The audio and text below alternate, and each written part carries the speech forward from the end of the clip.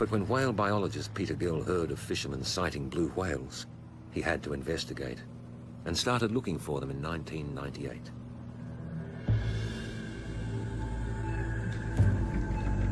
Oh, I was really excited.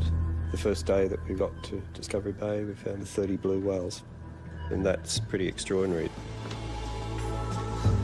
The blue whale is the largest animal in the history of our planet.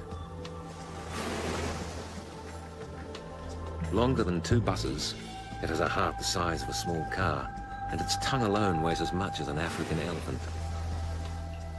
Yet in spite of its enormity, it remains elusive.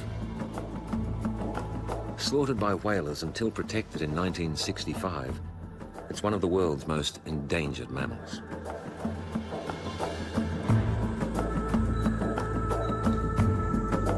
For Pete Gill, seeing these big blues feeding meant something extraordinary was happening. So I rang an oceanographer and asked him what might be happening in this area that might attract giant predators, and he said, oh, well, that's where the Bonnie Upwelling is. And I'd never heard of the Bonnie Upwelling. And that's what got me going.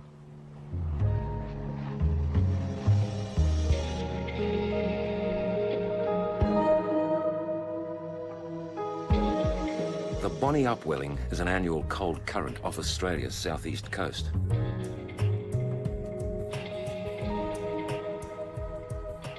Cold Antarctic water creeps northward across the ocean floor, carrying a flow of minerals and organic matter that's accumulated in its depths. When summer winds hit the seas, these nutrient-rich waters upwell from the bottom like a massive upside-down waterfall. With sunlight, life explodes. Phytoplankton multiplies, turning the ocean green.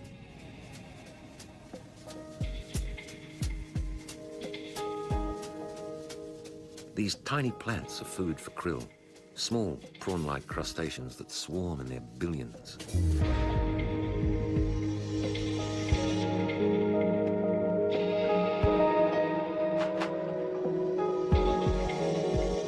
Fish and seabirds home in to feast on krill, and penguins and fur seals dive for fish. They all benefit from the Bonnie Upwelling.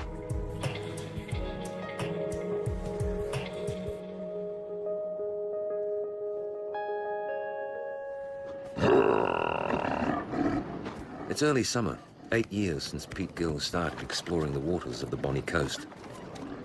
New Zealand fur seals herald the beginning of the upwelling. Bulls congregate where females, or cows, are gathered and battle to keep their territories.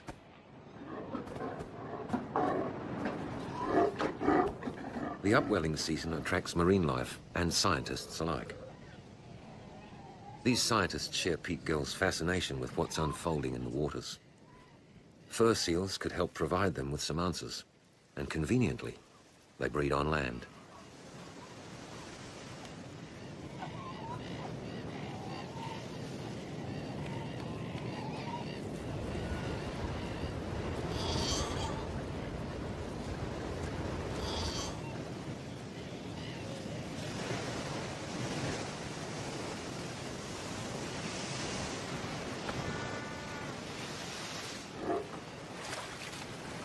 About 7 days after pupping, the female will mate again with a bull of her choice. Soon she'll be pregnant, as well as caring for a growing pup. Time to head out to sea to find food.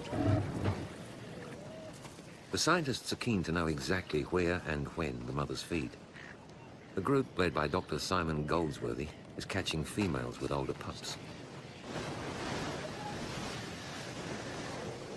Taking slow steps to the edge and then unlike out.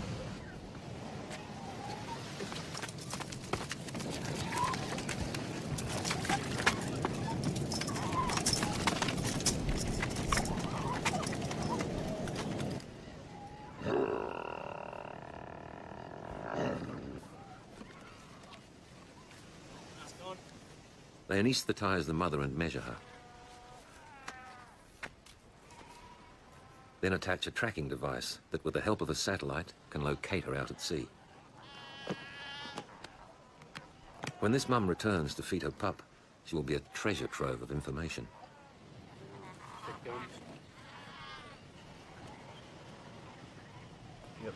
looking great. Occasionally they eat the odd birds, they eat little penguins and shearwaters, sometimes crustaceans as well. They're mainly small pelagic fish, but also squid. So they have a pretty diverse diet.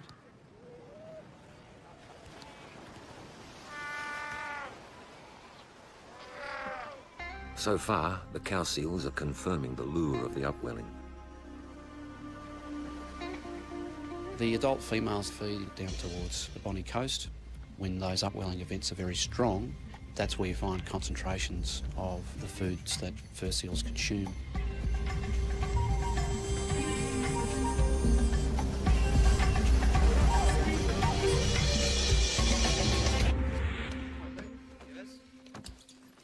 With the start of summer, Pete Gill is taking the first of his many boat trips of the season in search of his beloved blue whales. After nearly a decade of research, his passion for these giants is unabated, and he still has more questions than he does answers. If you're looking at conserving such an endangered species, we've got to try and understand how many there are, where they are, how they move around, why they go to certain areas. So it's a giant jigsaw puzzle. We've got a very important part in front of us out here.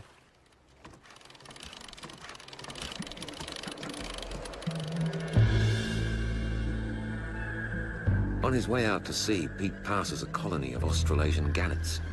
They're feasting on fish that are gathering in the upwelling. Lawrence Rocks is the largest gannet colony in Australia. In early summer, the population swells. This is breeding time, and observing elaborate courtship customs is part of the annual ritual.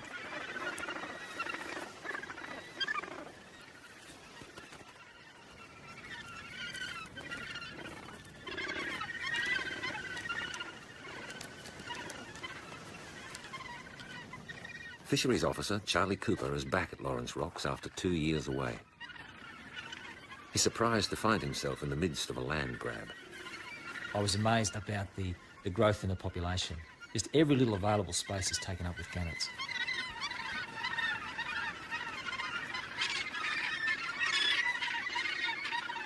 At this time of year, the gannets are usually sitting on their eggs, but Charlie finds that some chicks have already hatched. Birds may be breeding earlier because of the competition for space. The most experienced birds are getting set up and getting on with it, maybe 2 months before they were in, say, 10 years ago. The gannets are coming home after fishing. With the skies and the ground below so congested, inexperienced birds can sometimes land in the wrong nest and face the wrath of its occupants.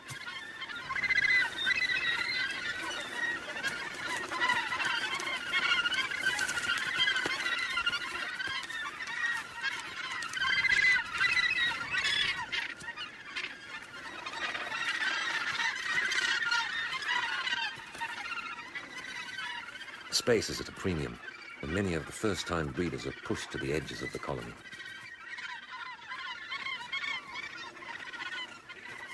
Others are taking a stab at nest building for the first time, with varying degrees of success.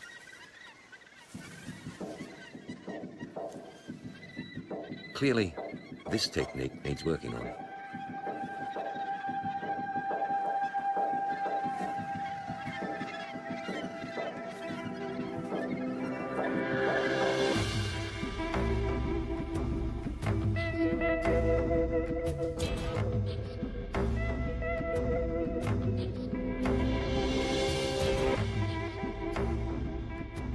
Pete's primary goal at this stage is to observe blue whales feeding on krill.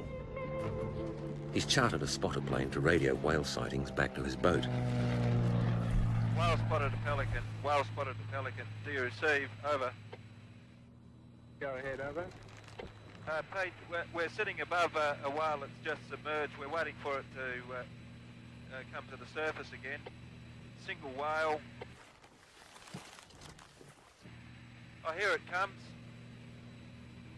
I'll give you the location on that, Pete. The whale is only a few kilometres away, but blues can travel at speeds of up to 30 knots. The yacht is racing to catch up. They're greyhounds of the sea. They're these big, long, lean things that can lope along, cover great distances. Just makes it very difficult to estimate how many they are, where they are. About 20 degrees to port. There's 2 whales, a little more. Can you see them? By the time they near the whale, it's found a companion. Dead ahead now. We're going west at the moment.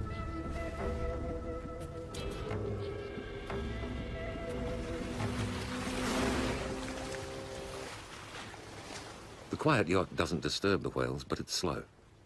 It soon becomes clear that Pete can't achieve a close encounter.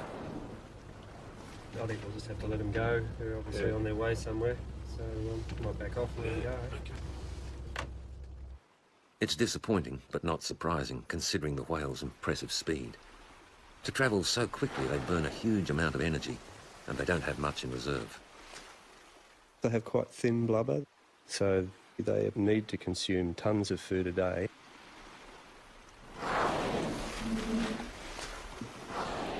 They have to trade off the energy they burn in searching for food for the amount of energy they obtain from the food that they find. So they're probably on a bit of a knife edge. Pete's on a bit of a knife edge too, hoping to find blue whales feeding. The spotter plane calls in again. We've got a large female blue whale here and a calf feeding in clear water. Look, there's the calf. That's beautiful. There you can see it. Is there any krill visible at that location, Lama? Yes, we've got surface krill here. What's the position there, Lama? It's waypoint. Oh, look, there's the lunch. There's the feeding one. Whoa. Yeah. Sensational. Oh, look at that. The guys in the plane have just witnessed a truly rare event, and Pete can't hide his frustration.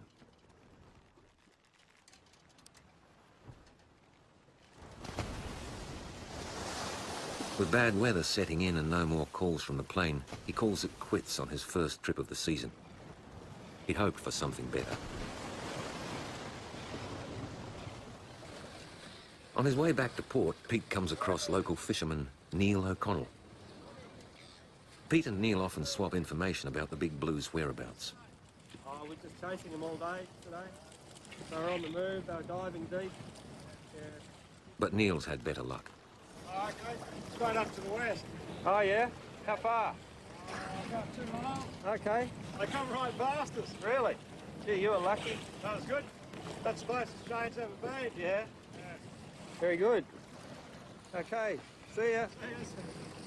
It's a blow for Pete, but local fishermen know these waters better than he ever could.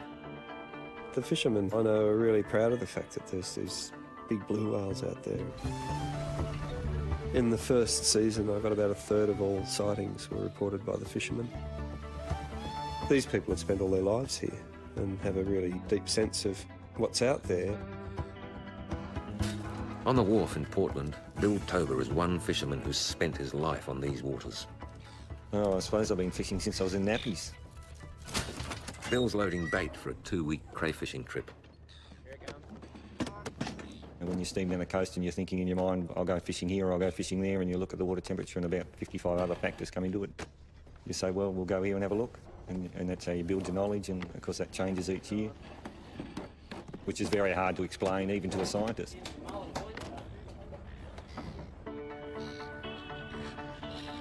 The town of Portland owes its existence to the seasonally rich waters.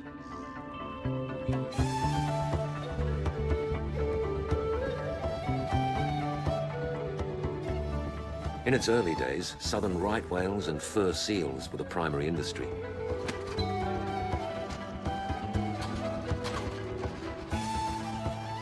By the 1900s, the town had turned to fishing after the whales and seals were nearly annihilated. Fur seals have had much more success in recovering from the slaughter. Today, on Lady Julia Percy Island, the Australian fur seal population is now over 20,000. This colony is in the best position. It's the closest to the upwelling. These 2-month-old pups are still too young to swim. They play and sleep at the water's edge, anticipating their mum's return.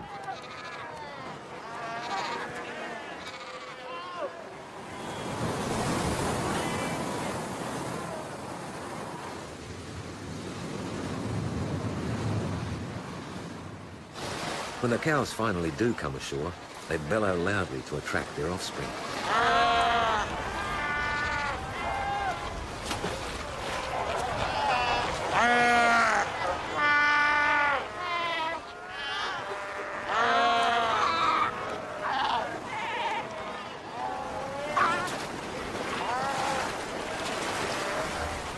Amazingly, in the midst of the chaos, each pup recognises its mum.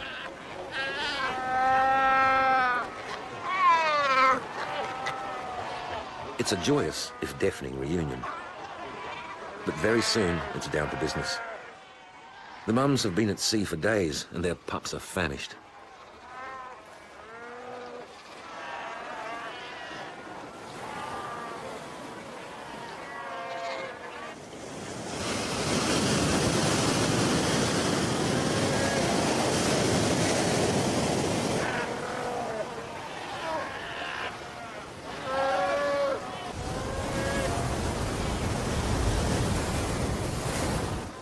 The mothers have little rest.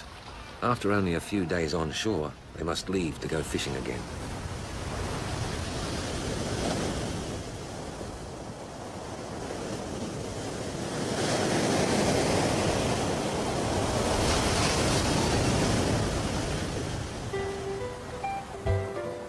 In the evening, little penguins march ashore, exhausted by their day's fishing trip. They've been diving as many as 500 times, often as far down as 30 metres, chasing small fish in the upwell.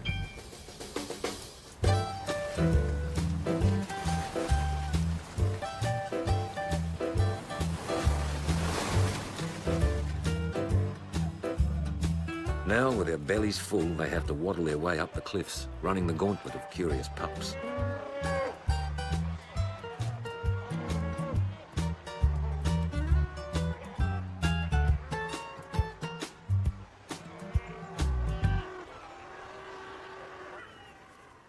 Inside their burrows, their mates are waiting with hungry chicks. They announce their return with a raucous braying. Clearly on Lady Julia Percy Island, the arrival of food is worth celebrating.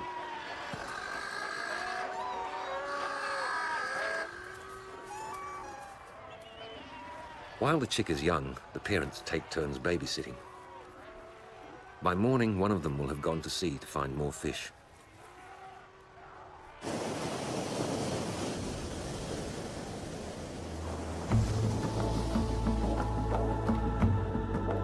It's a glorious day, and Pete is embarking on his next research trip, this time with colleague Margie Maurice. Like Pete, Margie's primary focus is the blue whale's hunting and feeding patterns.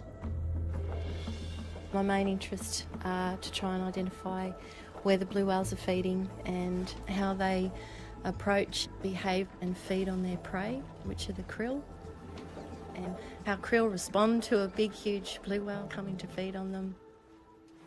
Margie spots a large flock of shearwaters, or muttonbirds. Each year, around 23 million shearwaters fly from the Arctic to Australia's southeast waters, a trip of over 15,000 kilometres.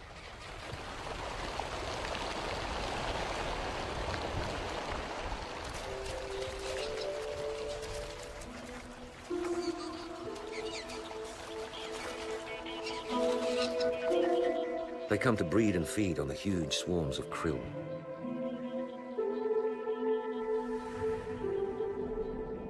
What's special about krill in this area is that there's so much of it. In a good season, when the upwelling's really pumping, we'll end up with vast areas covered with these swarms of krill. Some of them might be more than a kilometre long. It's a lot harder to study krill than it is to study blue whales, because the krill migrate vertically. You might see them near the surface one day. Hours later, you can go back through the same area, no krill at the surface. All the fundamental questions about krill are unanswered. How much there is, exactly what they eat, whether their whole cycle is tied to the upwelling. Krill's a very mysterious animal.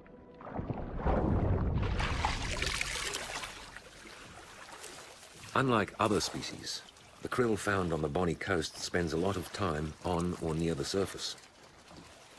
This makes it easier for Pete and Margie to study its hugest predator. Blue whales probably eat between 3 and 4 tonnes of food a day. So usually if you find large swarms of krill, there's a blue whale not too far away. Soon afterwards, Pete's proven right. They are elated to have their first close encounter of the season.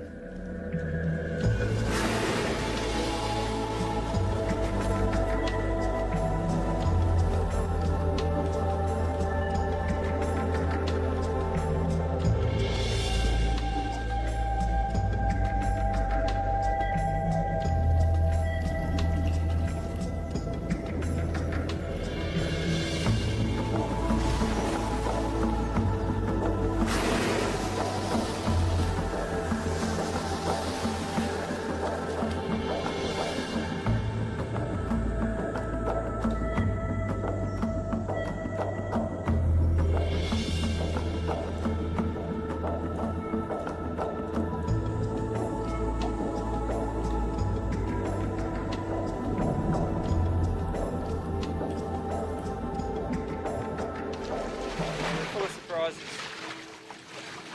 Nice little blaze though, isn't it? Right and left.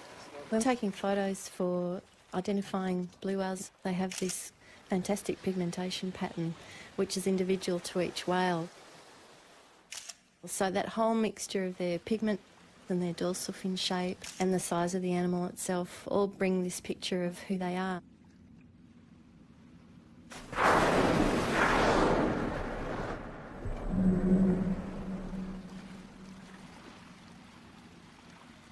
Pete is excited. He suspects that this whale may be one he photographed back on the very first day he sailed in 1998. A comparison confirms his hunch. It's their first conclusive proof that blues visit the Bonny coast in more than 1 year. Margie's photos will be sent to other whale tracking teams around the world.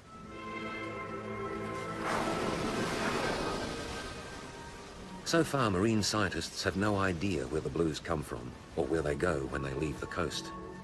If they're a jigsaw puzzle, as Pete suggests, then most of the pieces are missing.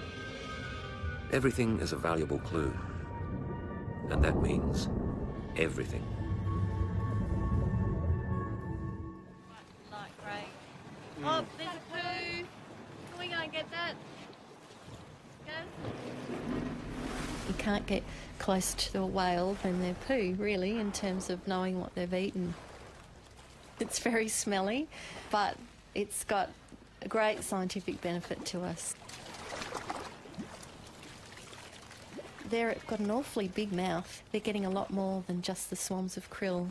So that's of great interest to us as to what makes up that bycatch. And then we build up a much better picture of what helps feed the whales. Oh, yeah, that's good. Great. You really have to get out there. You have to be out on the water, you have to be in the elements. And any occasion you see them and collect information from them is really important. Whales are difficult to study, as they don't spend much time on the surface. But when they dive, they create an eddy known by scientists as a footprint. And the start of another trail of scientific information. Oh, there was some skin there in the water. There is a very new study in using skin that comes off as it's swimming along. Just drive through that footprint. We're hoping that skin might give us some genetic information about the individual whale, the population as a whole, and also might get closer to understanding how well they're recovering. Oh no, good. Hey, there we go. Yeah, look at that. We actually don't get to see much of the animal itself apart from the top of the whale, and all that sort of information about what sex they are is underneath. So the skin's one of the only ways we can identify if it's a male or a female.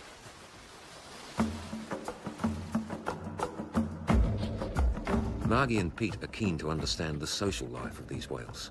Often you see them solitary, but they're not solitary animals. You might see a blue whale just off by itself feeding, but we believe that they spend a lot of their time in pairs. Whales use their infrasonic voices to communicate with each other across hundreds of kilometres. The blue's call averages 155 decibels. That's the equivalent of being less than a metre from a jet engine at full throttle.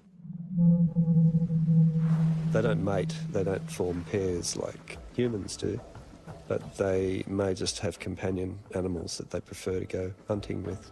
Hopefully we'll start to understand some of those relationships as well. Pete and Margie still haven't achieved their goal of seeing a blue whale feeding. As the season progresses, the whales are disappearing because the krill is staying deep below the surface. We have stopped here in the area where we saw a lot of krill, and the krill is in a continuous layer at about 40 metres, so it looks like the krill that we saw at the surface has gone down in the water. Pete suspects that the mild summer is affecting the upwelling. This is the infrared satellite image showing sea surface temperature, but the blue water is cold and the green water is warmer. That's where we've been finding the whales, along that front. This season it's been fairly quiet and we're not seeing a lot out here. It hasn't been a strong upwelling year. Although the season started out with promise, the strong southeasterly winds that drive the upwelling have failed to materialise. That means less krill and fewer blue whales. It also spells disaster for other dependents of the upwelling. In the middle of the season, penguins are starving to death.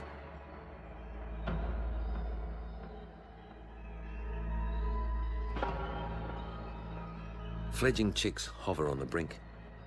They wait for parents who never return with the nourishment they so desperately need. There may not be enough fish this year, or the fish could simply be swimming too deep.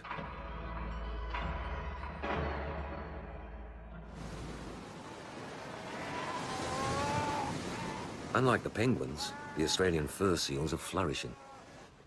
Much more equipped for these conditions, they can dive to 200 metres for food and travel for weeks if necessary.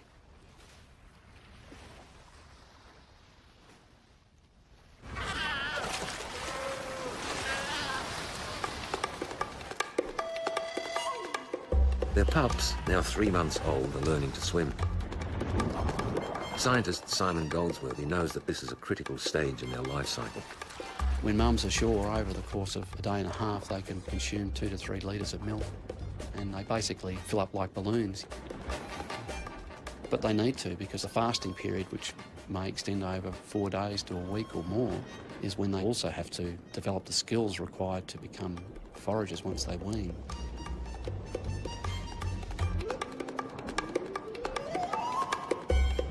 These pups won't be weaned for another 7 months. Then they'll leave the island to fend for themselves.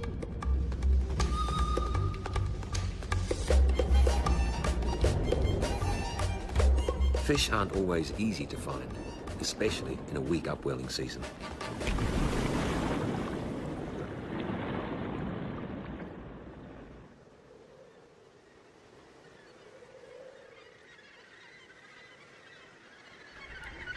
On Lawrence Rocks, the gannet chicks are also pleading for food. At 3 months, they're as big as their parents and have an adult appetite.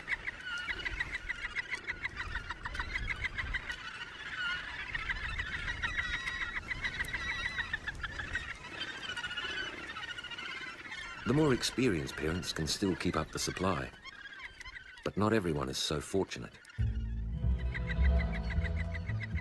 The birds that bred later can't find enough fish, and their offspring must go hungry.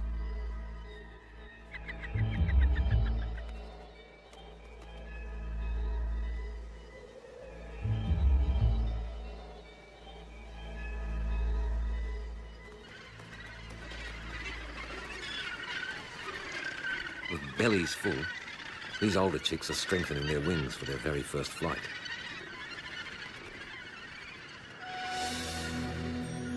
Mum and Dad make it look so easy.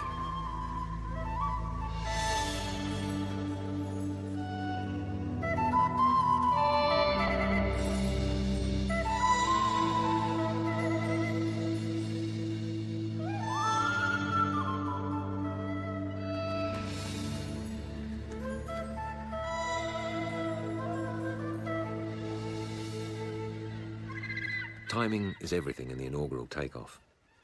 These cliffs are over 6 stories high, and the smallest mistake can be deadly.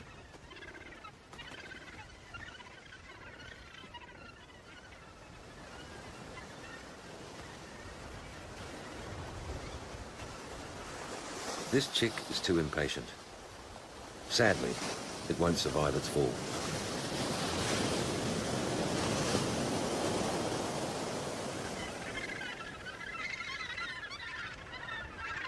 All the young gannets will eventually leave the rocks and head out to sea. 4,000 inexperienced hunters will rely on the riches of a strong upwelling. And this year, they may not find what they need.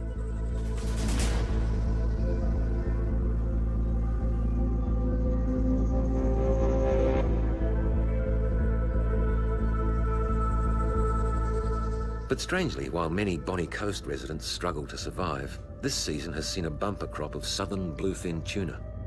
Each summer, juvenile tuna migrate from deep oceanic waters to the rich southern coast. Voracious hunters, they feast on fish until they double in size. Southern bluefins swim in large schools and can prove a very lucrative catch. Satellite imagery and spotter planes are employed to pinpoint their location. So it looks pretty good here. Nice bit of a hit on the sonar. There's probably 50 or 60 tonnes. And see what size they are. They look reasonable fish.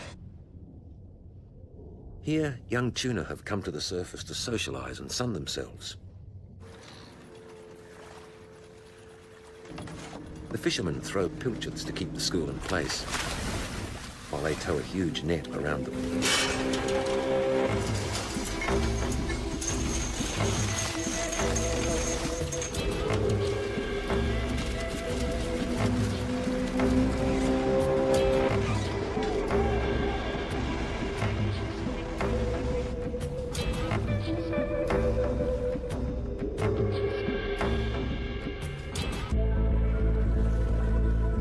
Then, divers join the net to a large sea cage and herd the tuna inside.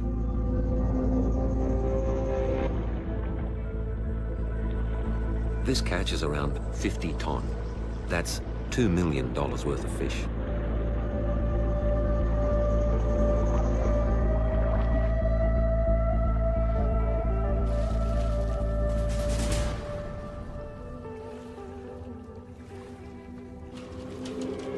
But the tuna are being caught far to the west of the Bonny Upwelling, and that means there must be another source of fertile water.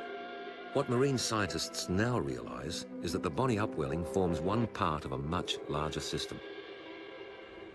The newly discovered Flinders Current starts to the south of Australia and runs westward along the continental slope. All along the coast, huge submarine canyons slice into the continental shelf, funneling nutrient-rich water. These submarine canyons are nearly 5,000 metres deep, deeper than North America's Grand Canyon.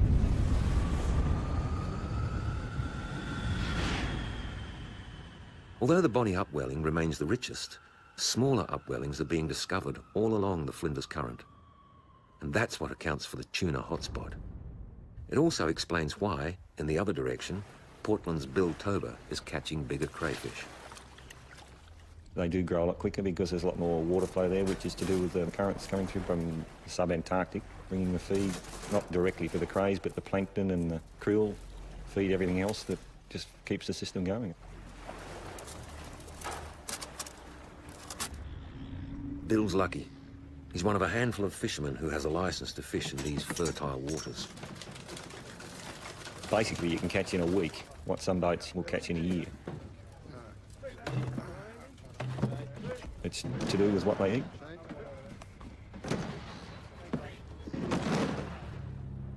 With news of these other smaller upwellings, Peter's now widening his search for blue whales along the Flinders Current. He's heading west by air, towards the tuna feeding grounds.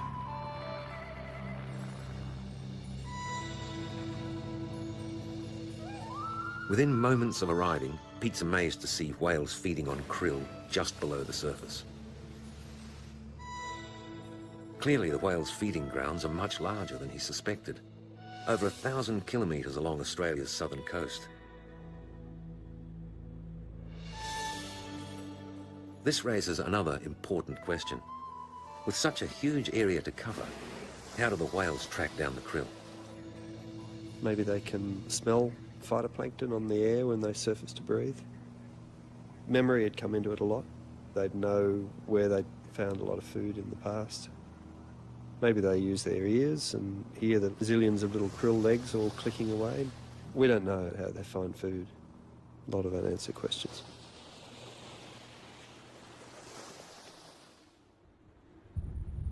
Back on the Bonny coast, there's finally a change in the weather. Late in the season, the southeast winds are blowing, revitalising the upwelling.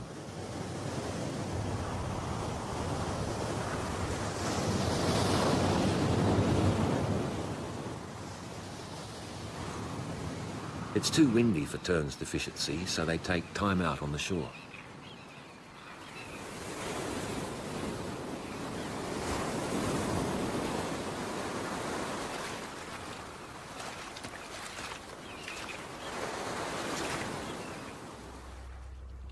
With the signs now looking more hopeful, Pete and Margie take their last boat trip of the season. Pete's not feeling too confident. In the past, he's seen up to 60 blues per season, but this summer his total is less than 30.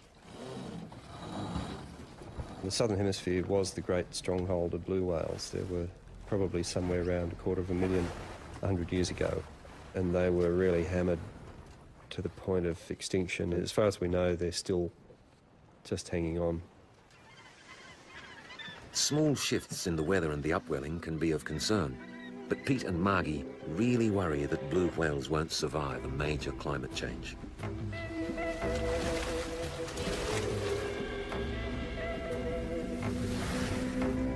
But for now, big swarms of krill are an encouraging sign.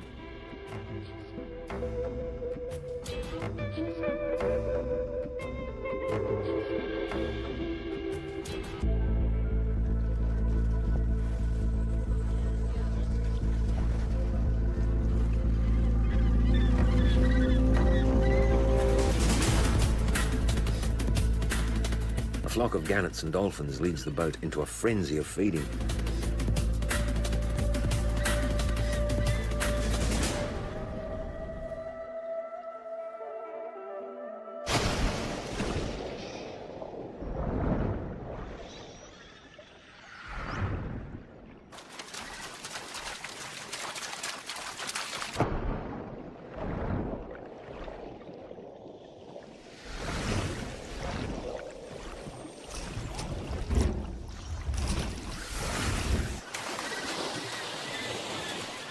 Dolphins push fish to the surface where the gannets can target them with pinpoint precision.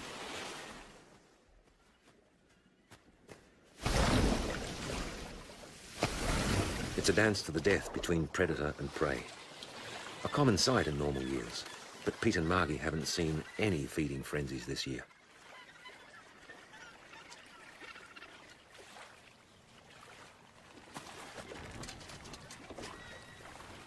It's not long before Pete spots a plume of spray. At last they're in luck. A blue whale feeding. Oh, it's amazing when they feed. They're such huge, powerful animals. And they will drive themselves into this krill. They open their mouth wide and they shove the ocean into their throat.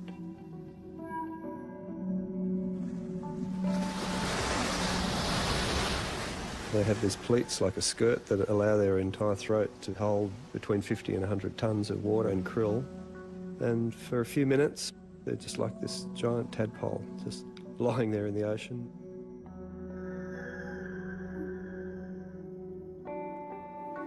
And they pump the water out through their baleen, the mouth left slightly open.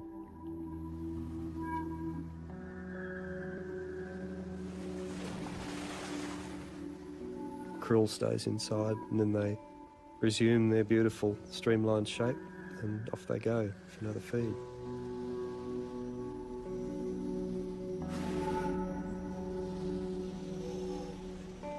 This is the moment they've been striving for all season. To witness the battle for survival between the largest predator on the planet and its tiny but feisty prey. Krill just doesn't sit there waiting to be eaten. Each individual krill is an individual animal that desperately doesn't want to be eaten. They can move quite quickly sometimes. I've seen a blue whale actually change its attack.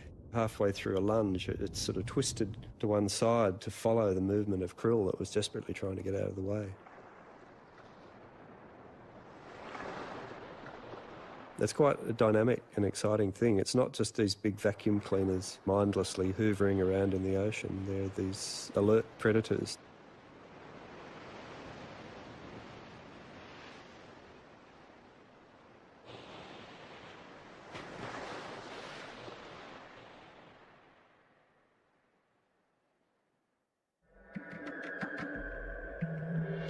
The Bonny Coast is one of only a handful of places on Earth where blue whales are known to feed.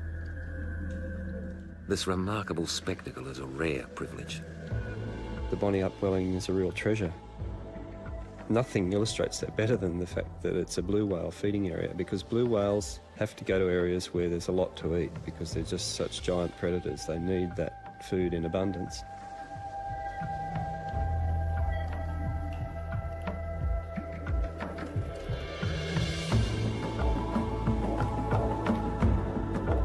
Every summer, the waters off the Bonny Coast pulses with fertility. It nourishes countless forms of marine life, including the largest predator of all. And with the blue whale population so precarious, the Bonny upwelling is of global significance to its survival.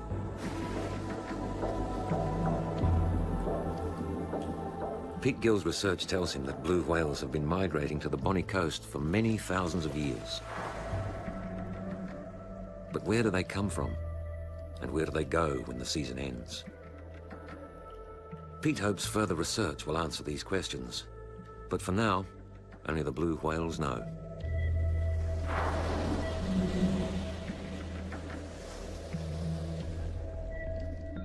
Majestic, luminous, enormous. The blue whale is every bit as mysterious as the depths from which it came.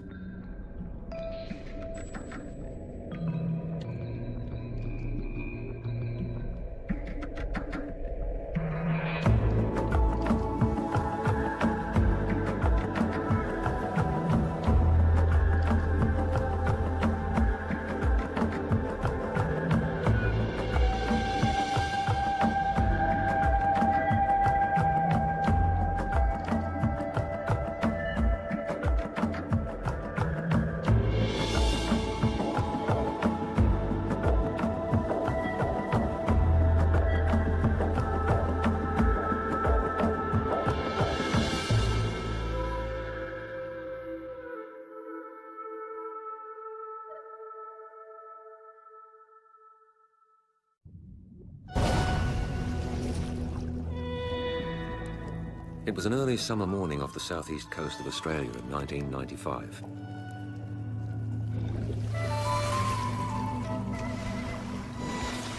A fisherman was hauling up his cray pots.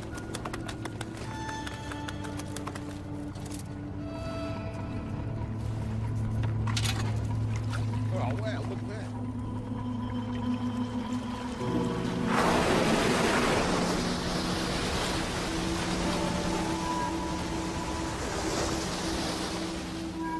He had seen whales before, but this one took his breath away. It was twice the length of his boat. Beneath the water's surface, it glowed a luminous blue. The fisherman's encounter was the beginning of a remarkable journey.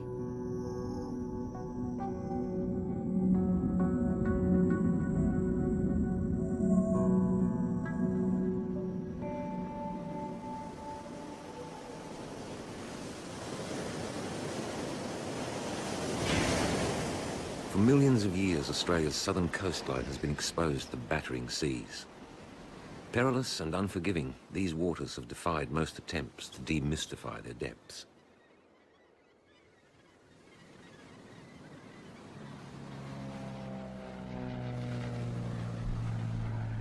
But when whale biologist Peter Gill heard of fishermen sighting blue whales, he had to investigate and started looking for them in 1998.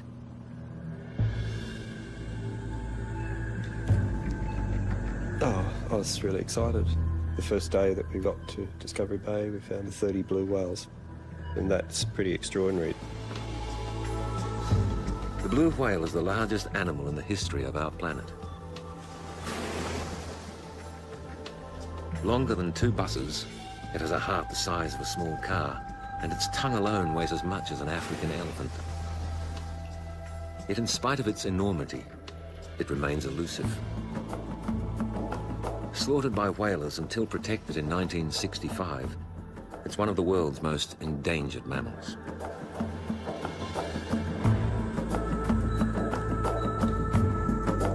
For Pete Gill, seeing these big blues feeding meant something extraordinary was happening. So I rang the oceanographer and asked him what might be happening in this area that might attract giant predators, and he said, oh, well, that's where the Bonnie Upwelling is. And I'd never heard of the Bonnie Upwelling. And that's what got me going.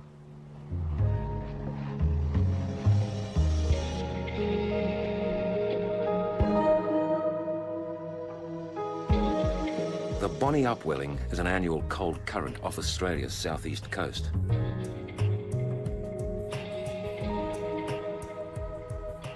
Cold Antarctic water creeps northward across the ocean floor, carrying a flow of minerals and organic matter that's accumulated in its depths. When summer winds hit the seas, these nutrient-rich waters upwell from the bottom like a massive upside-down waterfall. With sunlight, life explodes. Phytoplankton multiplies, turning the ocean green.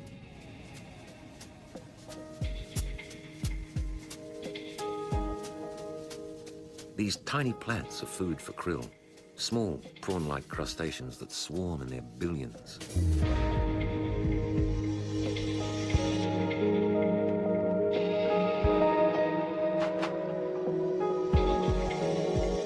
Fish and seabirds home in to feast on krill, and penguins and fur seals dive for fish. They all benefit from the Bonnie Upwelling.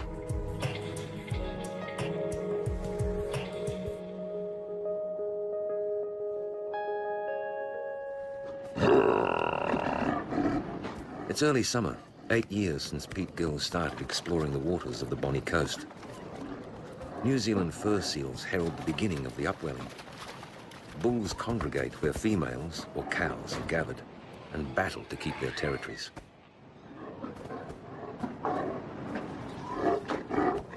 The upwelling season attracts marine life and scientists alike. These scientists share Pete Gill's fascination with what's unfolding in the waters. Fur seals could help provide them with some answers, and conveniently, they breed on land.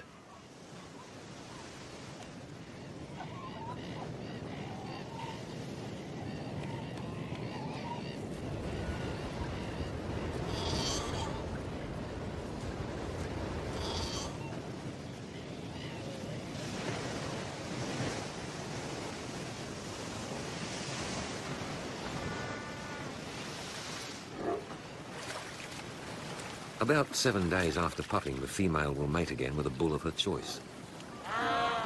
Soon she'll be pregnant, as well as caring for a growing pup.